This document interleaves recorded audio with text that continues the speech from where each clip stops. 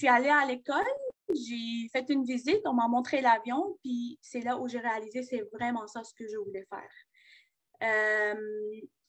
Il y avait toujours des difficultés, puis je pense que la majorité des étudiants pilotes, ils font face au même problème. Premièrement, le financement des licences, parce que ça coûte un peu cher. Mais j'ai appris plus tard qu'il y a beaucoup de moyens pour faire ça. On peut toujours prendre des prêts, par exemple, ou même on pourrait avoir des bourses. Il y a des organisations comme Elevate Aviation, comme le 99s, qui offrent beaucoup de mentorship, beaucoup de bourses, puis beaucoup de chances à beaucoup de gens qui vont vraiment travailler fort pour être pilote. J'avais un plan, puis j'ai commencé à prendre des vols, en fait, dans l'aéroport de Saint-Hubert. Next slide. Comme j'ai mentionné, il y avait beaucoup de difficultés, pas juste le financement, mais des fois, on apprend, puis surtout l'aviation, on n'est pas vraiment dans une classe. Des fois, on se sent seul, mais j'ai trouvé que c'est très important qu'il y avait la communauté dans l'aviation, que c'était très important d'aller puis de voir les gens, puis écouter c'était quoi leur parcours, par exemple, puis apprendre de leurs erreurs, apprendre de leurs expériences. Puis je trouvais que ça m'a aidé beaucoup, beaucoup à avancer dans mes licences puis dans mon training, dans ma formation. Fait que je vous suggère fortement, si ça vous intéresse de devenir pilote,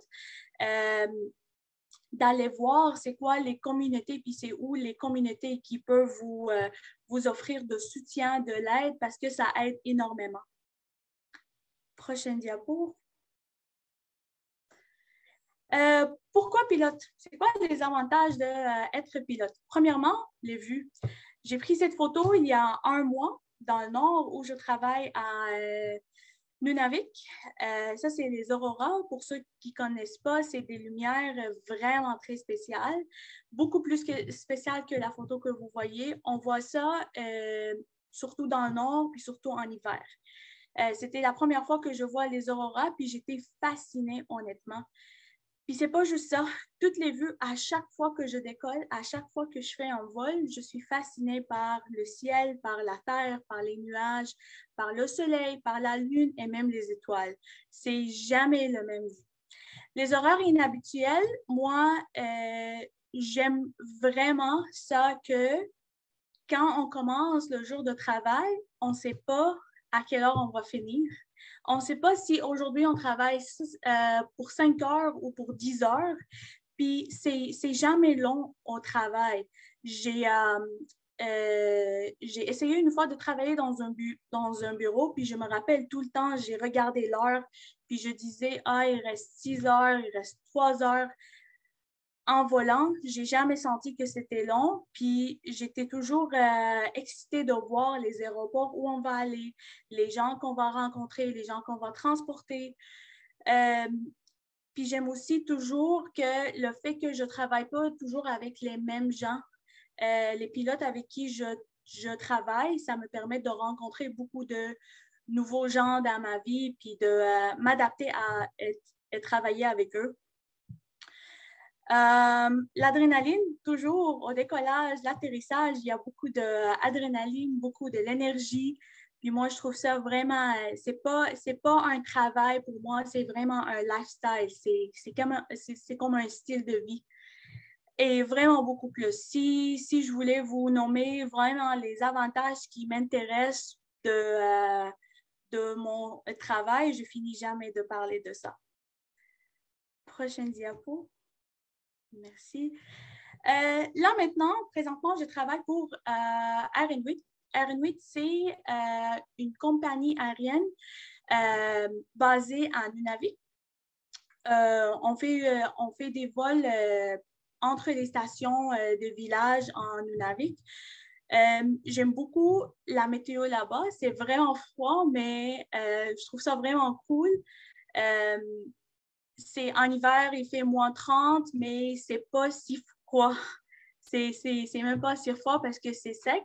Puis je trouve que c'est vraiment le fun de travailler là-bas. Puis je trouve que c'est vraiment spécial. Puis je suis privilégiée de pouvoir aller là-bas puis travailler là-bas avec tout le monde, avec l'équipe et même avec les gens qui habitent là-bas. Et ça nous permet de faire beaucoup des activités, même durant les jours de travail.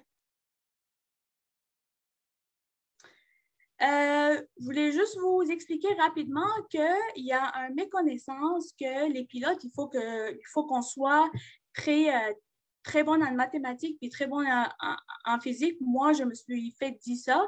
Puis en fait, finalement, c'est même pas vrai. Il n'y a pas beaucoup de mathématiques, c'est juste des mathématiques de base, il n'y a même pas beaucoup de physique, puis c'est tout, moi je trouvais que c'est tout facile. Ça prend juste école secondaire pour pouvoir être pilote, c'est tout. Et si vous avez des questions, je laisse les paroles à Mélissa. Parfait. Merci beaucoup, Nour. Je suis peut-être, comme, like we say in English, I'm a little bit biased towards la carrière comme pilote. Et le vue de l'extérieur avec les aurores boréales, c'est tout le temps très, très beau. Alors, merci beaucoup, Nour, pour ça. Merci. Pour notre prochain... Nour, si tu veux juste fermer ton caméra, ça va être... Merci. Alors, notre prochaine présentation, ça va être avec Ariane Aubry. Elle est aérotechnicienne chez Lockheed. Elle a étudié avec sa sœur pour faire ce cours-là et aussi, elle veut être pilote. Dans son temps libre, elle vole son propre avion. Alors, bienvenue Ariane. Bonjour tout le monde. Je ne sais pas si on me voit. Oui, en fait. Est-ce que vous me voyez? OK, parfait. Donc, oui, c'est ça. Moi, je suis aérotechnicienne chez Lockheed Martin sur les moteurs CFM56, fait que les gros moteurs qu'on retrouve sur les avions de ligne.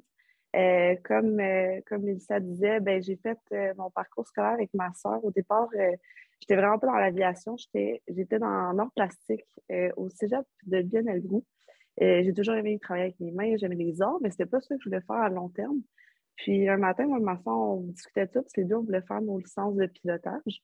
Puis on a décidé de s'inscrire à l'ENA parce qu'on s'est dit que c'était une bonne comme alternative de faire d'avoir des connaissances en mécanique puis de faire nos licences à côté plus au privé. Fait qu'on s'est lancé là-dedans en 2013. On est rentré à l'École nationale d'aérotechnique. Mélissa, tu peux changer la slide? Ouais. J'ai mis une petite photo justement des hangars parce que c'est une école, c'est vraiment impressionnant comme école. C'est vraiment différent des écoles que j'ai été dans ma vie.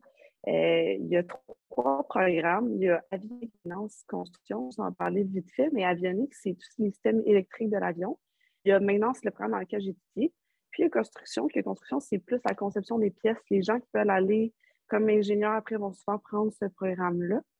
Mais j'ai aussi des amis qui ont fait maintenance qui sont allés comme ingénieurs à l'université après. Tu as juste à adapter un petit peu les cours de mathématiques. C'est vraiment faisable. Ce qui est intéressant avec l'école, c'est que 6 hangars, dès que tu arrives là, 7 avions, 11 hélicoptères. Chaque cours théorique, un cours pratique. Fait que dès le début, tu commences à travailler sur les différents systèmes, sur les avions, sur les hélicos. Tu apprends comment un avion vole, comment un hélicoptère vole. Moi, mon expérience, parce que surtout côté, en étant une fille dans le domaine, moi, je suis arrivée là-bas, je ne connaissais rien en mécanique, je ne connaissais rien dans les outils, je ne connaissais pas les moteurs, je ne connaissais rien du tout. Puis je pensais que ça allait avoir de la difficulté à m'adapter, mais je me suis rendu compte que ils prennent vraiment dès le début, puis ils vont me montrer tout à quoi savoir. Puis même si tu es une fille, il y a des gars aussi qui connaissent rien dans les outils, puis qui s'intéressent à l'aviation, puis qui veulent aussi apprendre. Fait que ça a été vraiment facile de m'adapter. Le seul choc, je pense, que j'ai eu, c'est lors de ma première journée, moi, j'arrivais dans le fond d'un cours d'art plastique où on était majoritairement des femmes. Il y avait peut-être 2 gars dans le programme. Puis là, c'était comme complètement l'inverse. Premier cours, je me suis perdue dans l'école. J'étais arrivée 5 minutes en retard à mon cours.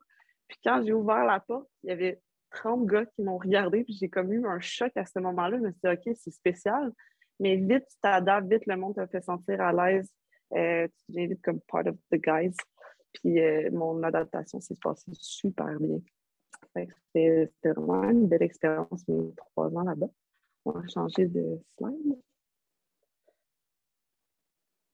C'est ça. Dans le fond, c'est quoi les qualités pour être... c'est technicien en entretien d'aéronef. Ce que j'aime par rapport à mon métier, puis c'est peut-être moins connu, mais c'est qu'il y a beaucoup de branches à ça. Fait que tu peux te spécialiser dans différents systèmes de l'avion. Tu peux aller dans la petite aviation, comme tu peux aller dans l'aviation commerciale. La petite aviation, c'est, comme vous voyez, comme la photo qui est à droite, ça, c'est mon avion que j'ai avec des amis. C'est des petits avions qu'il va y avoir comme dans des écoles de pilotage qui les gens vont acheter pour se promener pour le loisir. L'aviation commerciale, c'est vraiment ce qui est avion de ligne. Fait que quand tu t'en vas en Europe, quand tu t'en vas en voyage, tu vas avoir de l'aviation commerciale. Quand tu es TEA, tu peux te spécialiser soit dans la petite aviation ou dans l'aviation commerciale.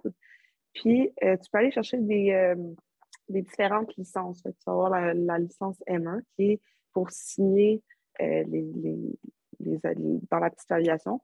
M2 pour signer les avions dans l'aviation commerciale. Quand je dis signer, c'est que la maintenance est faite sur l'avion par le technicien ou par un autre technicienne. Puis, il va y avoir quelqu'un qui va devoir signer que la job a été faite puis que l'avion peut partir voler. Fait que ça, c'est quelque chose que les gens peuvent aller chercher. Il y a la licence E qui est pour ce qui est avionique. S, c'est ce qui est structural. Ce que j'aime beaucoup de mon métier, c'est, comme je disais, c'est diversifié. Fait que tu peux travailler autant sur les moteurs turbine, moteurs à piston, sur ce qui est la cellule de l'avion, fait que la carcasse de l'avion, l'avionique, les systèmes électriques. Tu peux travailler sur les commandes et gouvernes. Tu vas travailler sur des systèmes qui sont hydrauliques, fait qu'avec plus des fluides, pneumatiques, ce qui est plus avec l'air et la mécanique en général. Dans notre parcours, moi et ma soeur, c'est ça, on s'est retrouvés à la même compagnie. Comme Mélissa disait au début, je travaille chez Lockheed Martin. Les deux, on est rentrés là-dedans, mais on a eu 2 parcours différents. Ma soeur, elle a fait ses licences comme moi, mais là, elle a transféré par après dans les bureaux pour ce qui est comme la relation avec le client. Puis maintenant, elle est rendue prof à l'école où on a étudié pendant nos 3 ans. Fait que c'est pas seulement comme une voie que tu peux choisir, tu peux changer de branche un peu partout dans le parcours. Fait que ça, c'est vraiment intéressant. On va changer de... Parfait.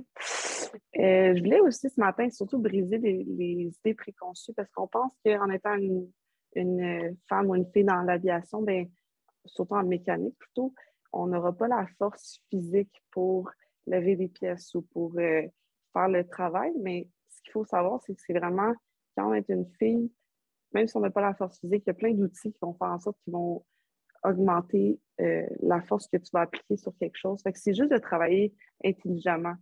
C'est pas nécessairement d'être comme un gars super fort. Tu as juste à utiliser des outils plus adaptés pour toi, puis ça se passe super bien.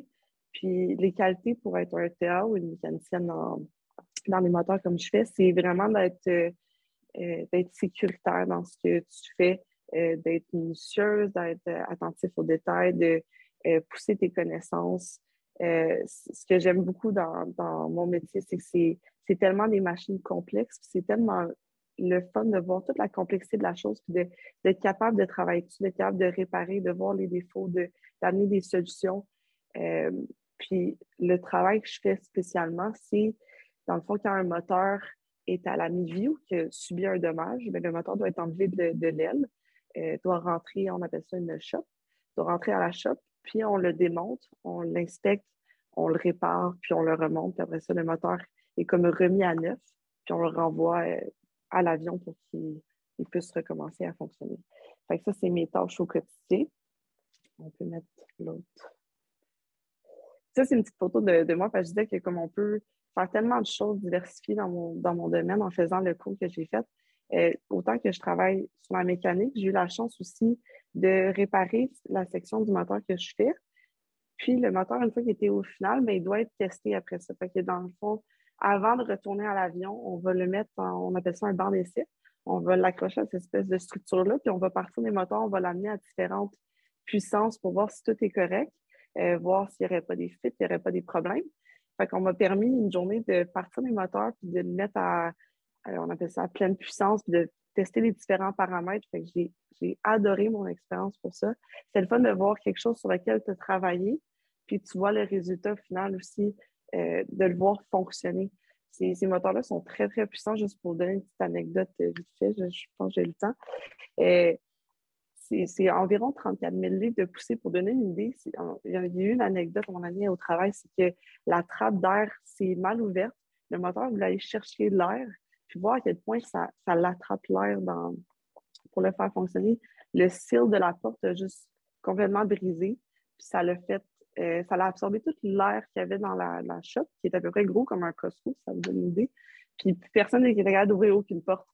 C'est vraiment, vraiment massif. Puis sur un avion comme celui-là, il y en a 2 sur l'avion pour faire fonctionner l'avion. Puis j'ai un petit vidéo justement de la test-cell que Olivia va pouvoir mettre.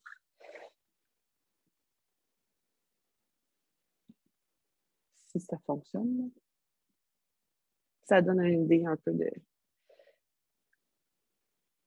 en vrai à quoi ça ressemble. Est-ce que tu vois la vidéo, là? Ouais. Oui, on OK, voit. je vais la mettre. Je ne sais pas si le son va être trop fort, par exemple. Fait qu'on voit l'exhaust du moteur. Ça, c'est le moteur. En ce moment, le moteur, il roule. Ça, on dit qu'il est à idle, puis on fait juste des tests. Puis ça, c'est évidemment ça, le moteur, il commence à arrêter. Là. Il n'était pas en fonction quand je me suis mis dedans pour le vidéo. Fait qu'on voit la fan ralentir tranquillement. Fait que ça ressemble à ça. Sur quoi je travaille.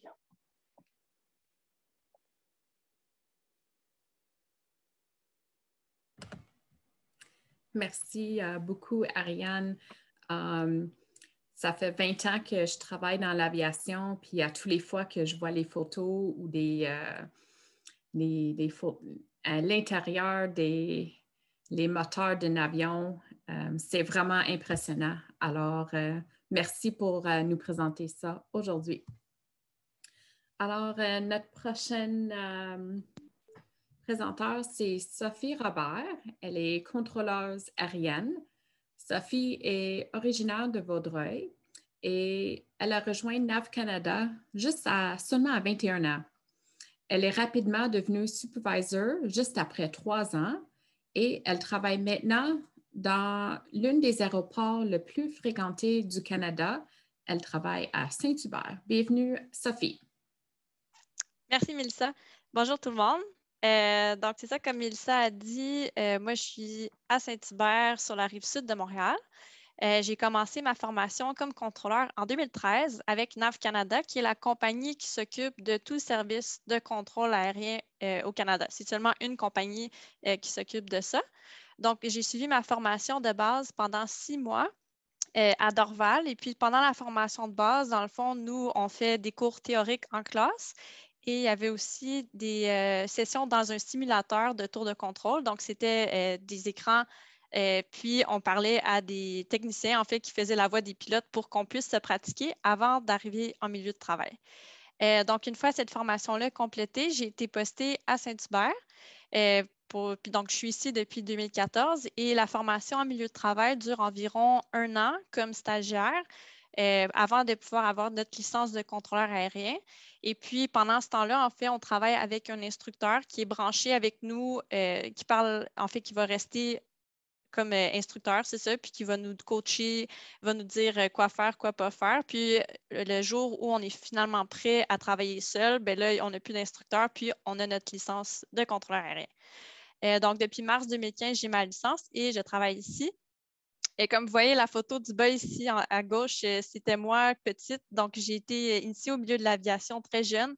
Mon père était contrôleur aérien autrefois et puis pilote également. Moi, j'ai décidé de le suivre, de prendre la branche de contrôleur aérien. Puis mon frère aussi, qui est plus jeune que moi, a suivi la même branche. Donc, pour nous, c'est vraiment une affaire de famille. On n'a jamais travaillé ensemble. Par contre, là, mon frère est à Dorval. Puis mon père a pris sa retraite avant qu'on rentre dans la compagnie. Donc, voilà pour ça, on peut passer à la prochaine diapositive.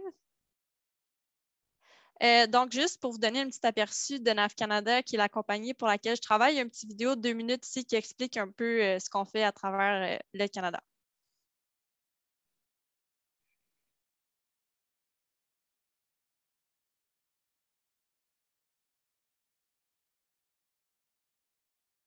Est-ce qu'on peut mettre le son, Olivia, ou...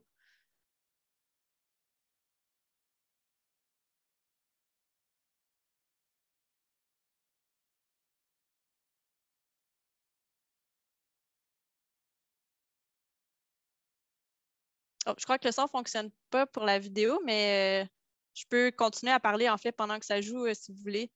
Et on peut continuer à faire jouer le... Est-ce que si j'enlève mon son, là, est-ce que... Ah ouais, là, on entend, c'est bon. OK, je vais le recommencer. Désolée. Pas de problème. L'espace aérien canadien. L'un des plus vastes au monde. Des plus achalandés. Des plus complexes. Dans les coulisses, les employés de NAV Canada fournissent un service essentiel au Canada. Jour après jour, en guidant les aéronefs en toute sécurité dans l'espace aérien, aux quatre coins du pays. C'est une responsabilité unique que la société prend très au sérieux.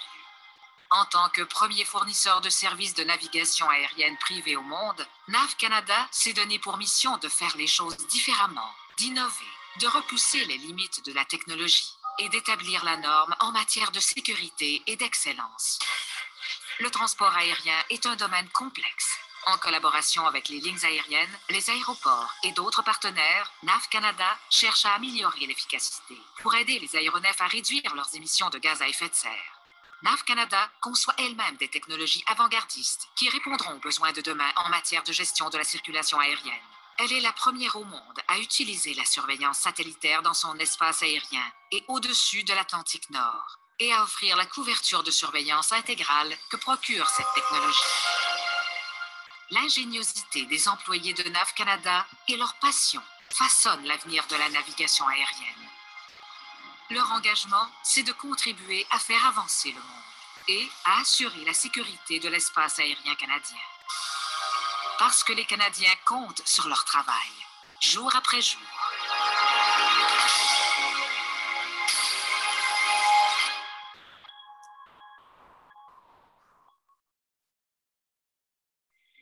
L'espace aérien. Merci, Olivia. On va pouvoir revenir à la présentation puis passer à la prochaine diapositive. Donc voilà, ça vous donne un peu une idée de la compagnie pour laquelle je travaille, NAV Canada, ce qu'on fait. Donc moi, je travaille dans une tour de contrôle à l'aéroport. Puis les tours de contrôle sont situées pas dans tous les aéroports au Canada, mais seulement dans les plus achalandés. Donc par exemple, au Québec, ici, on en a une à l'aéroport de Dorval, Saint-Hubert, à la tour de Saint-Jean, à l'aéroport de Québec et la tour de Saint-Honoré également là, au Saguenay. Donc, on peut passer à la prochaine diapositive. Donc, moi, mon travail, en fait, je travaille dans la petite tour rouge que vous voyez en bas à gauche. Donc, je vais parler aux pilotes via une fréquence radio. Et puis moi, mon objectif, c'est vraiment que sur l'aéroport, les aéronefs et les véhicules se déplacent de façon sécuritaire puis de façon aussi ordonnée, efficace le plus possible. Donc, n'importe qui veut circuler sur l'aéroport, que ce soit un véhicule de déneigement, un véhicule qui remorque un avion ou même un pilote, doit m'appeler sur la fréquence pour avoir l'autorisation de circuler. Donc, chaque véhicule ou avion qui circule sur l'aéroport est muni d'une radio. C'est comme ça qu'on communique. Là, je ne suis pas avec des petits bâtons orange. Ça, ce n'est pas un contrôleur aérien. Donc, nous, c'est vraiment par la voie de la radio qu'on va parler à tout le monde. Et je vais émettre des instructions et autorisations pour assurer un espacement entre les véhicules, les aéronefs et les aéronefs également pour qu'ils puissent décoller et atterrir de façon sécuritaire. Et on peut passer à la prochaine diapositive. Donc, à quoi ça ressemble mon poste de travail? Bien, je ne pourrais pas dire que j'ai une aussi belle vue que les pilotes, mais on a quand même une très belle vue. Donc, vous voyez en haut à gauche, ça, c'est la tour de contrôle. Je n'ai pas pu mettre une photo complète, mais on a vraiment une vue 360 degrés sur l'aéroport. Nous, on voit également sur le poste de travail, on a en bas à droite, vous voyez, on a 2 écrans radars. Donc, ça nous permet de voir les avions qui sont dans les airs, mais on n'a pas une couverture qui est jusqu'au sol. C'est-à-dire que tout ce qui circule au sol à l'aéroport, on doit regarder par les fenêtres pour les voir. Donc, c'est pour ça que c'est utile d'avoir une vue 360 degrés. Ensuite de ça, en bas à gauche de l'écran, le numéro 1, ça, c'est notre écran qui a nos fréquences radio et les lignes téléphoniques également, là, si on a besoin de rejoindre des gens au téléphone.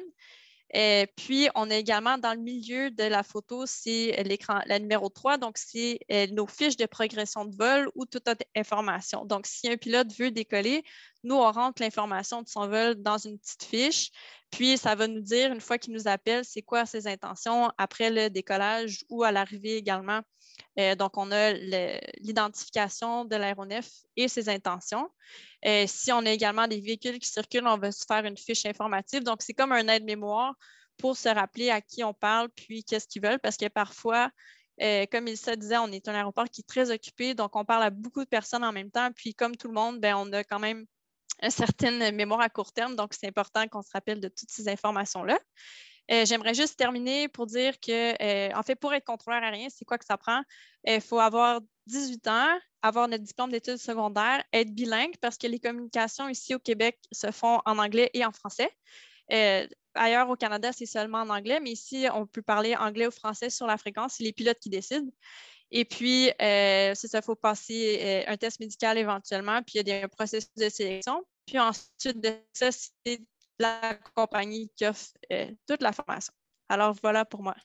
Merci beaucoup, Sophie. C'est très apprécié. Souvent, j'ai peut-être, je vais dire que les pilotes ont le meilleur job au monde, mais aussi vous autres, vous avez vraiment une belle vue sur tout l'aéroport. Puis quand vous parlez sur la radio, c'est très apprécié que tu nous gardes en sécuritaire. Et aussi, c'est bon à te voir aujourd'hui parce que des fois, on ne voit pas les contrôleurs ou les contrôleuses. Et c'est fun de mettre une voix avec un visage aussi. Alors, merci beaucoup, Sophie. Merci, ça fait plaisir. Maintenant, je vais mettre le mot à Olivia pour répondre à les questions. Merci aux 3 présentatrices. C'était vraiment super comme présentation. Donc, en fait, ce qui est vraiment bien du domaine de l'aviation, c'est que malgré qu'on a 3 domaines séparés, donc là, on a quelqu'un en mécanique, quelqu'un qui est dans la tour de contrôle qui nous parle, puis on a Noor, Melissa et moi-même qu'on est dans les avions. On communique tout ensemble. Donc, c'est vraiment une chaîne. Puis, il faut toujours être au courant de ce que les personnes y font. Donc, en fait, j'ai reçu quelques questions. Donc, si je commence avec Ariane, dans le fond, on voulait savoir un peu, quand tu vas à l'École nationale d'aérotechnique qui est à Saint-Hubert, est-ce que c'est combien d'années? Puis, est-ce que c'est comme équivalent qu'à un cégep? C'est après le secondaire que tu le fais? C'est ça, donc on me voit. C'est parce que je me vois pas, c'est pour ça. Oui, c'est une technique de 3 ans. Fait que c'est après le secondaire. Il faut juste des maths fortes. Puis tu peux rentrer dans le programme avec ça. Fait que c'est 3 ans, puis après ça, tu peux rentrer sur le marché du travail. OK, donc c'est direct après le secondaire, c'est vraiment cool. Puis après, ben, tu as l'option de choisir quel parcours tu veux faire, ou tu peux même décider d'aller dans d'autres domaines, comme là, toi, tu fais ta formation de pilotage à côté, fait que c'est vraiment bien. Exactement, ou tu peux aussi aller à l'université, continuer comme ingénieur. Il y a vraiment comme plein d'avenues que tu peux choisir. Ouais. Cool, merci Ariane. Ensuite, j'avais une question pour Noor. Donc, Noor, ton histoire est vraiment inspirante. Tu as fait beaucoup de chemin là, déjà à ton jeune âge, puis tu es une de mes idoles. Donc, merci de l'avoir présentée aujourd'hui. Puis, tu as toujours trouvé une solution, puis tu n'as pas dit non à tes obstacles. Donc, c'est vraiment admirant. Puis, dans ton parcours en tant que pilote, là, tu as voyagé déjà beaucoup. C'est quoi ta destination préférée? Une très belle question. J'ai 2 destinations préférées. Ça dépend si je suis un petit avion, qui est les avions de l'aviation générale, les avions Cessna, ou sur l'avion commercial, ce que je vois maintenant, ce qui est le King Air 350. En aviation générale, en Cessna, j'ai vraiment aimé Billy Bishop, l'aéroport de Toronto City Center. C'est en fait un des plus beaux aéroports dans le monde. Puis j'ai trouvé que la vue en approche, c'était vraiment incroyable. pour le vol commercial, mon aéroport préféré, je dirais Montréal. Je dirais Montréal, Dorval, parce que en avion, je me sens chez moi, même si ce n'est pas vraiment chez moi, puis chez moi, c'est très loin d'ici, mais ça me donne un feeling que je suis chez moi à l'aéroport. Et ça me donne aussi une très belle vue de l'aéroport de Saint-Hubert en même temps, fait que j'ai deux en même temps de la fenêtre, puis je trouve que c'est un peu difficile de dire que j'aime un plus que l'autre parce que les deux sont très beaux pour moi puis très importants pour moi. Puis je les aime les deux. Good. En fait, j'ai vu qu'à la fin de ta présentation, on avait vu, tu parlais de, en fait, ça va enchaîner avec Sophie. Comme vous communiquez ensemble. Donc, quand tu es à l'aéroport, tu vas parler à Sophie qui est dans la tour. On t'entend, on ne se présente pas comme moi, c'est Sophie. Qu'est-ce que tu veux savoir, Nour? Il y a un code. Donc, je vais retourner à la présentation. Tu peux expliquer un peu comment on communique ensemble? Oui, parfait. Moi, j'ai parlé beaucoup avec Sophie, mais c'est la première fois que je la vois. Je suis très contente de la voir. On a parlé beaucoup sur la fréquence. Puis en fait, la façon dont ça marche pour communiquer sur la fréquence, c'est que je suis sûre que vous avez remarqué au téléphone quand vous épelez vos noms que c'est difficile sur la ligne de se comprendre. Est-ce que c'est un S ou un F ou des fois, c'est pas vraiment très clair. C'est pour ça qu'on a en aviation ce qu'on appelle l'alphabet phonétique. L'alphabet phonétique, on a créé un mot pour chacun des lettres. Au lieu de dire la lettre, on dit son mot. Puis son mot, c'est fait pour que ce soit vraiment clair, puis pour qu'il n'y ait pas de confusion. Mettons, c'est sûr qu'on n'appelle pas nos noms sur la fréquence, mais pour chaque avion, il y a une identification de 5 lettres au Canada. Puis juste pour vous donner un exemple, j'appelle mon nom ici sur l'écran, vous le voyez, mon nom c'est N-O-U-R, Nour, mais si, mettons, je voulais le dire sur la radio, ça va être November, Oscar, Uniform, Romeo. Fait que pour chacun des lettres, il y a un mot, puis on utilise ces mots autour le monde pour faire des appels radio, pour identifier les avions, pour identifier des informations importantes aussi. Ce que vous voulez faire maintenant, si vous voulez, puis si vous trouvez ça le fun, vous pouvez essayer d'épeler vos noms avec ces lettres, puis vous avez la liste à gauche sur l'écran.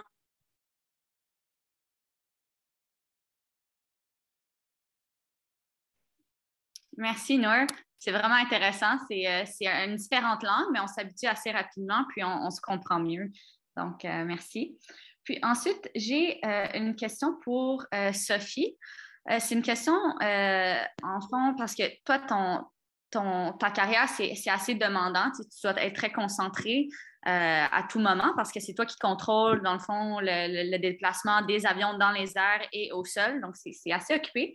Donc, qu'est-ce qui te motive, en fait, chaque jour quand tu vas au travail à être concentré et à faire ta carrière du mieux que tu peux? Oui, bien, c'est sûr qu'il y a comme un sentiment de fierté aussi quand on est capable de bouger le trafic de façon sécuritaire puis de savoir que tout le monde sera en bon port. Un peu comme c'est Nour qui disait, chaque jour est différent, puis c'est un peu la même chose ici. Je veux dire, je travaille avec les mêmes collègues. Par contre, quand on arrive une journée, on ne parle pas au même pilote, puis c'est pas les mêmes conditions météo. Donc, c'est vraiment l'espèce d'effet que chaque jour, c'est des surprises. Puis ici, étant donné, à l'aéroport, on a 4 écoles de pilotage. Puis, il y a beaucoup de formations d'élèves pilotes qui se fait. Donc, ça demande aussi une certaine vigilance parce que oui, il y a des erreurs qui vont être commises parfois, mais en même temps, c'est nous, on prend en charge leur sécurité, puis on va les aider à travers tout ça, les aider à se développer puis à devenir des meilleurs pilotes. Puis, je vous dirais que dans mon temps libre, je fais beaucoup de sport, puis j'aime passer du temps à l'extérieur. C'est une façon pour moi de diminuer le stress puis de faire autre chose quand je suis en congé aussi. C'est super intéressant. Donc, il y a quand même une bonne flexibilité à l'extérieur de ta job. Là, donc, c'est super cool. Voilà. Dans le fond, aujourd'hui, on a eu la chance de voir 3 carrières en aviation, mais ça ne se limite pas à ça. Donc, aujourd'hui, vous avez juste un petit aperçu de qu'est-ce que ça pourrait être en aviation. Mais si vous avez des questions sur d'autres carrières, ça pourrait être dans le domaine militaire, il y a beaucoup d'opportunités là. Il y a instructrice de vol, donc moi, j'enseigne à voler comme Noor a fait dans ses débuts aussi. Il y a plein d'opportunités. Elevate Aviation est là pour répondre à ces questions-là. Donc, si vous allez sur le site web, vous pouvez trouver ces informations et être en contact avec un professionnel dans le domaine. Donc, n'hésitez pas à nous contacter. Donc, ici, j'ai eu une autre question.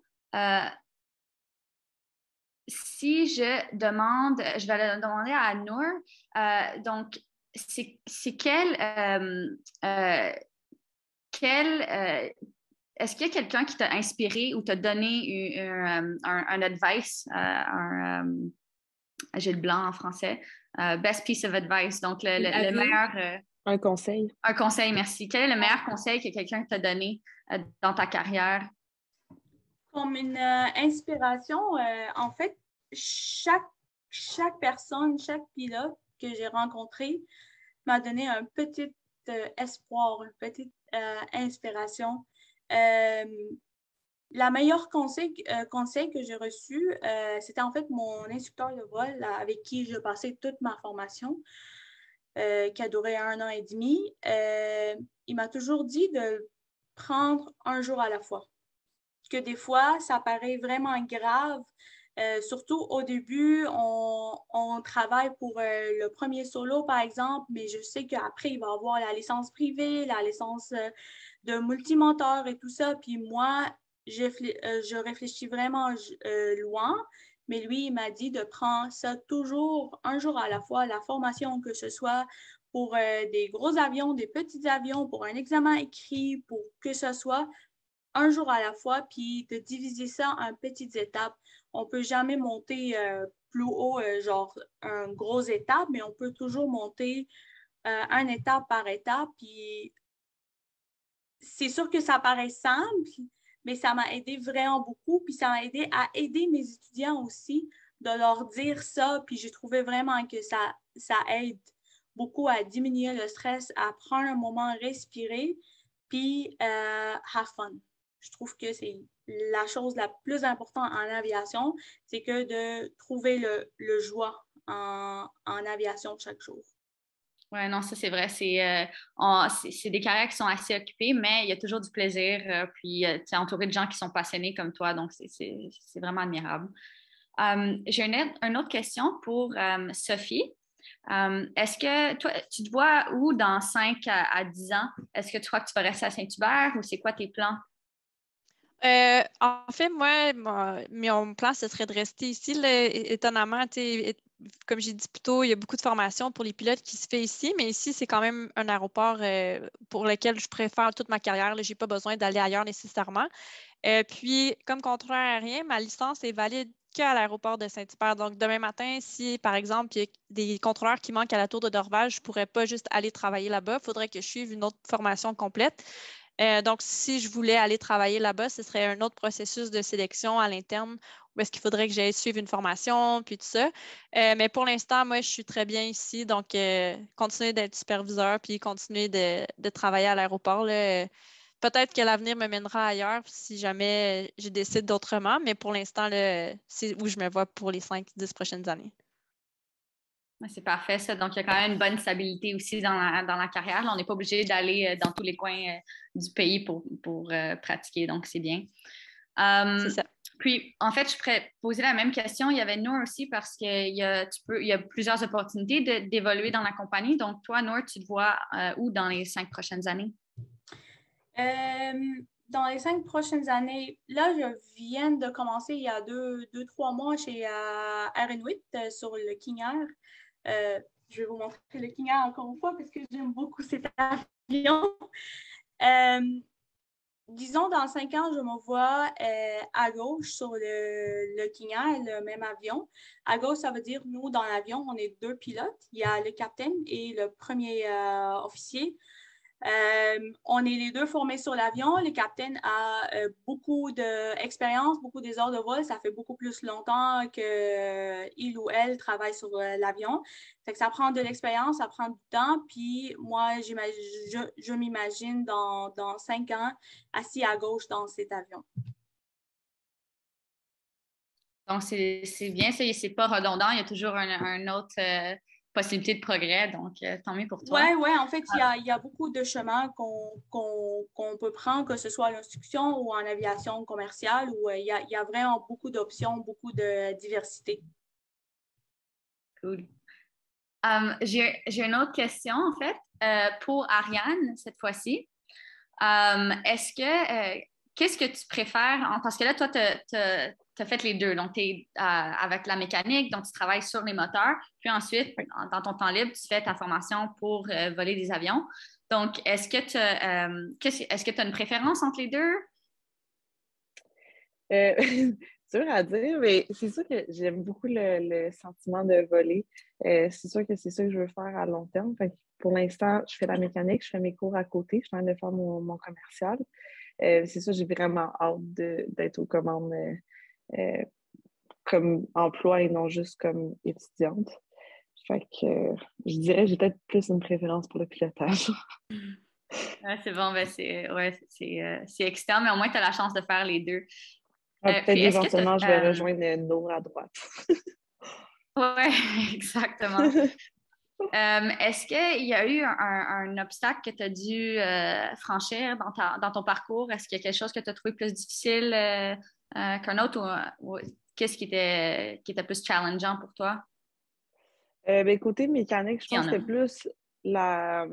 c'était plus la peur de ne pas être capable de faire tout ce que les gars peuvent faire. Puis c'est plus comme s'enlever cette espèce d'idée-là qu'on n'est pas capable de le faire parce qu'on est une fille ou qu'on n'est pas capable d'aller d'avoir le même raisonnement mécanique, on n'est juste pas à la hauteur. Puis finalement, ça finit par s'estomper avec le temps, mais ça a été peut-être plus cet aspect-là qui a été comme une épreuve. Un peu la même chose avec le pilotage. On se dit parce que c'est difficile quand même. Je veux dire, le pilotage, comme Nour a dit, il y a beaucoup d'étapes à franchir, puis c'est décourageant des fois. Puis souvent, les filles, on va peut-être plus le dire, nos craintes, que les gars. Fait que c'est de rester comme en espèce de communauté, puis s'entraider, puis de surmonter les épreuves ensemble, ouais. Ouais, non, mais c'est vrai, il ne faut pas arrêter, il faut continuer à travailler fort, puis après, tu es entouré d'une super belle communauté. Puis nous, regarde la preuve, on est juste des filles en ce moment qui présentent on est des femmes qui présentent les domaines, puis il y en a beaucoup plus. Donc, c'est vraiment ouvert à tous ceux qui sont intéressés par l'aviation. Ouais. Donc, j'ai une autre question pour Sophie. As-tu un conseil que tu pourrais donner à des filles qui commenceraient s'ils voudraient devenir contrôleuses aériennes? Ça va un peu dans le sens, dans le même conseil que Nour a eu, d'y aller une journée à la fois. C'est un processus de formation qui est assez long et ardu, mais quand on donne tout ce qu'on a, c'est sûr, puis quand c'est une passion, je veux dire, on peut s'investir à 100%, puis c'est important de le faire aussi. Là, mais je dirais que c'est ça. Étant donné que c'est un long processus, il va y avoir des bonnes journées comme il va y avoir des mauvaises journées, mais il ne faut pas se décourager à court terme, puis de continuer de croire en ce qu'on veut vraiment aller, parce qu'en bout de ligne, c'est vraiment un beau travail, puis c'est une belle opportunité aussi de pouvoir faire ce qu'on aime. Là. Vraiment, non, tu as un bon point. Donc, ça fait le tour des questions que j'ai reçues. Mais j'ai une petite surprise pour vous aujourd'hui. Donc, on est très chanceux. Grâce à la générosité d'Air Canada, on a des prix à tirer pour vous. Donc, comme vous pouvez voir, on va vous donner 2 prix. Donc, chaque prix a l'avion, donc c'est une maquette d'avion du A220 d'Air Canada avec une bouteille d'eau et un baume à lèvres. Donc, c'est super intéressant. Même moi, j'aimerais participer, mais malheureusement, je ne peux pas.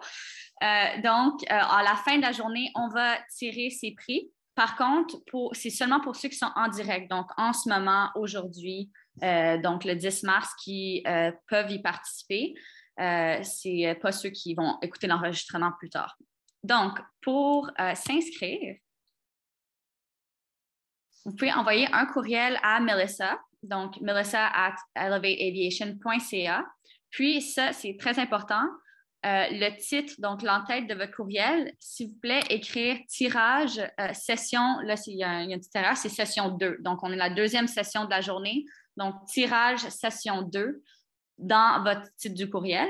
Puis, si vous êtes une classe, donc l'enseignante ou l'enseignant de la classe, envoyez un courriel avec toute la liste de vos élèves qui désirent participer. On va en choisir 2 dans la fin de la journée, puis on va vous envoyer un courriel pour vous laisser savoir si vous avez gagné.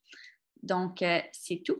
Puis, si vous avez d'autres questions concernant Elevate Aviation, si vous voulez être en contact avec d'autres professionnels en aviation ou vous voulez qu'on fasse d'autres présentations à l'école, à vos écoles, nous contacter à info@elevateaviation.ca ou Melissa également. Donc, Melissa, je vais vous redonner la parole. Merci. C'est parfait. Merci, Olivia. Si tu veux juste arrêter de partager ton écran, ça va être apprécié.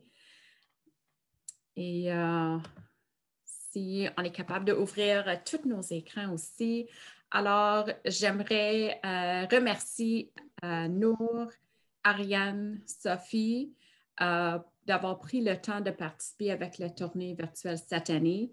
Et remercier à tous nos participants d'être présents aussi et aussi à Olivia, la modératrice aujourd'hui, pour prendre le temps de demander toutes les questions à nos oratrices aujourd'hui. Alors, si vous avez d'autres questions sur le sujet d'aujourd'hui, comme Olivia l'a dit, tu peux nous écrire à info@elevateaviation.ca et n'oublie pas de visiter le site web d'Elevate Aviation pour plus d'informations. Qu'est-ce que vous avez vu aujourd'hui? Alors, merci encore à tout le monde et passez une excellente journée. Bye bye!